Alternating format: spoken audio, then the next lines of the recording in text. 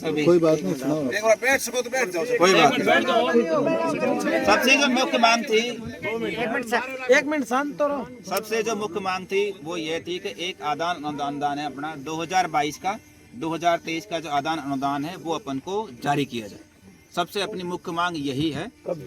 वो 15 दिसंबर को सभी किसानों के खाते में, 15 तारीख को सभी किसानों के खाते में वो पैसे आ जाएं। क्लियर कट बात है, 15 तारीख को वो आ जाएंगे। इसमें कोई आश्वासन नहीं है, कोई मीठी बात नहीं है, बिल्कुल क्लियर कट है कि वो आ जाएंगे। दूसरा जो मुख्य मुद्दा था वो ये था कि जो बीमा क्लेम है, बीमा क्लेम के बारे में हमें कंपनी है, कंपनी से बात करके जो वास्तव में कोई किसान है उनका कोई बीमा क्लेम है वो गलत खारिज किया गया है उसकी जानकारी ली जाए, और बीमा कंपनी को कि जो गलत अनुदान वो जो क्लेम है खारिज किए उनकी जो जानकारी पब्लिक में साझा की जाए। तो इसके बारे में हमारी बात हुई है, उसकी सूचना हम 7 दिन में पूरी लिस्ट है वो आपकी समिति को हम आपको दे देंगे। तीसरी जो मुख्य मांग थी वो थी बिजली विभाग को लेकर के। बिजली विभाग को लेकर के बात थी।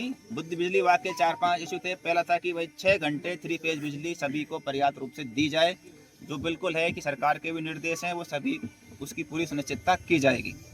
दूसरा था कि जो सिंगल पेज बिजली थी, सिंगल पेज बिजली के जो भी सरकार के प्रावधान हैं उन प्रावधानों के तहत में पूरे उपखंड में सिंगल पेज बिजली की जो आपूर्ति है वो पूर्णतः सुनिश्चित की जाएगी। अगली बात थी कि जो अपने जले हुए ट्रांसफार्मर हैं वो समयबद्ध रूप से उनको प्रतिस्थापित यानी रिप्लेस किया जाए, वो भी सुनिश्चितता की गई है। एक रिजर्व कोटा बनाने की बात की गई है। एक ये था कि जो भी अपने बिजली के तार हैं उन पर कोई जो झाड़ियां हैं उनको नियमानुसार उनको कटाने का भी प्रावधान किया गया है। एक जो अगली जो मुख्य मांग थी वो थी अपने आवारा पशुओं की, सुअरों की। उसके बारे में तय हो गया है कि ग्राम पंचायतों के स्तर से अभी उसमें हम जीपीडीपी के प्लान में लेकर के और जिम्मेदारी तय करके हमारे स्तर से हम मीटिंग करके तय करके ग्राम पंचायतों से ये जो आवारा पशुओं की समस्या है इसको तुरंत ही समाधान किया जाएगा। इसमें कितना टाइम लगेगा?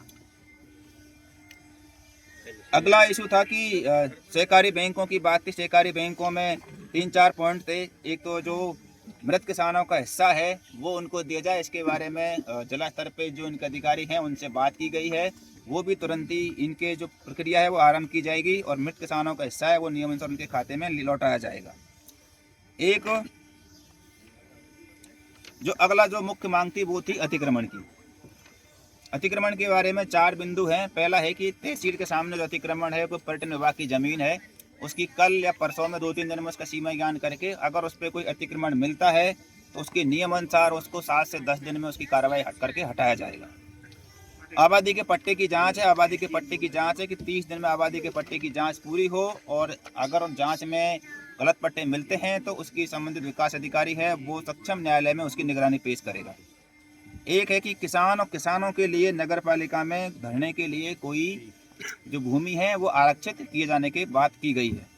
इसी प्रकार से चौथा है कि कृषि विज्ञान केंद्र है उसमें उसका सीमा ज्ञान करके उसमें कोई अतिक्रमण है उसको भी हटाया जाएगा। मुख्यतः ये जो आपकी मांगे थी उनमें यही मांगे हैं। सभी पे पूरी समिति से विस्तार पूर्वक 4 घंटे एक बिंदु पे बात की गई है।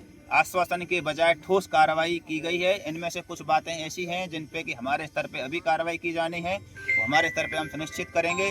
पूरी तरह से जो पूरी बातें थी उनको तरीके से उनको सुना गया और उनका समाधान करने का पूरा प्रयास किया गया। धन्यवाद। ये जो भी 3-4 घंटे की बड़ी आपके प्रतिनिधियों के साथ में बड़ी सार्थक चर्चा की गई, बिंदुवार बड़े सभी बिंदुओं को 1 to 1 बहुत अलग अलग ढंग से जो है चर्चा करके उस पर प्रशासन के द्वारा और दोनों पक्षों के द्वारा बैठ करके उस पर जो भी समाधान हो सकता था उसका बेस्ट एफर्ट्स किया गया। उसमें प्रशासन के द्वारा सहमति प्रदान की गई है। जिन बिंदुओं पे सार्थक चर्चा करके जो निर्णय लिया गया, मैं एसडीएम साहब जो है हमारे इसको आपको डिटेल से इसमें बता देंगे।